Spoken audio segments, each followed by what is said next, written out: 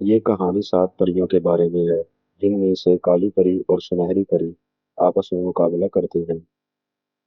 کہانی 7 پریوں کی۔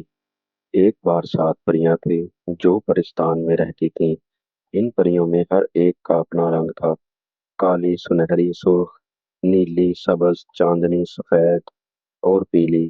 ہر سال یہ پریاں ایک خوبصورت باغ میں مقابلہ کرتی تھیں تاکہ دیکھیں کون سب سے زیادہ دلکش ہے۔ جب مقابلہ شروع ہوا تو سب پریاں اپنی پوری کوشش کر رہی تھیں، لیکن سنہری پری اپنی خوبصورتی اور چمک کے ساتھ سب پر بازی لے گئی۔ اس کی جیت سے سب خوش تھے، مگر کالی پری دل ہی دل میں حسد محسوس کر رہی تھی۔ وہ سوچنے لگی کہ کاش اس میں بھی وہ چمک اور خوبصورتی ہوتی جو سنہری پری میں ہے۔ رات کو جب سب سو رہے تھے تو کالی پری پہاڑوں میں موجود جادوگر کے پاس گئی۔ اس نے جادوگر سے کہا وہ اسے ایسا جادوئی پن دے جس سے سنہری پری بدصورت فاختہ بن جائے۔ جادوگر نے ایک پن کو جادو سے بھر دیا اور کہا کہ جو بھی اسے لگائے گا وہ بدصورت فاختہ میں تبدیل ہو جائے گا۔ کالی پری یہ پن لے کر خوشی خوشی پرستان لوٹ آئی۔ اگلے دن کالی پری نے سنہری پری کو کھانے پر مدعو کیا اور اسے پن تحفے میں دیا۔ کالی پری نے سنہری پری کو کہا یہ پن تمہیں اور بھی خوبصورت بنا دے گا۔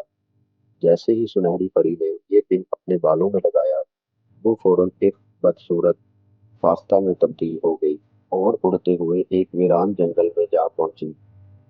جنگل میں سنہری پری جو اب ایک فاختہ بن چکی تھی، اس کو ایک زخمی شہزادہ ملا۔ اس نے شہزادے کو اپنی چونچ میں پانی لا کر پلایا۔ شہزادہ اس مہربانی پر حیران ہوا اور جب اس نے فاختہ کے سر پر پیار سے ہاتھ پھیرا تو اس کی نظر اس جادوئی پن پر پڑی۔ شہزادے نے وہ پن نکال دیا اور جیسے ہی پن نکلی، سنہری پری دوبارہ اپنی اصلی شکل میں آ گئی۔ سنہری پری نے شہزادے کا شکریہ ادا کیا اور اس سے پوچھا کہ وہ کون ہے۔ شہزادے نے بتایا وہ ایک دور دراز شہر سے آیا ہے اور مدد کی تلاش میں ہے۔ سنہری پری نے اپنے جادو سے اپنا تخت بلایا اور شہزادے کو اس کے شہر چھوڑ آئی۔ جب سنہری پری پرستان واپس آئی تو اس نے پریوں کی سردار کو سارا واقعہ سنایا۔ پریوں کی سردار نے فیصلہ کیا کہ کالی پری نے اپنی حسد کی وجہ سے بڑی غلطی کی ہے اور اسے سزا دینی چاہیے۔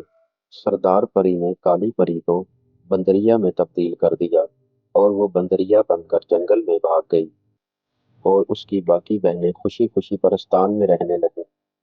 ان کی دوستی اور محبت کی وجہ سے پرستان دوبارہ خوشیوں اور روشنی سے بھر گیا۔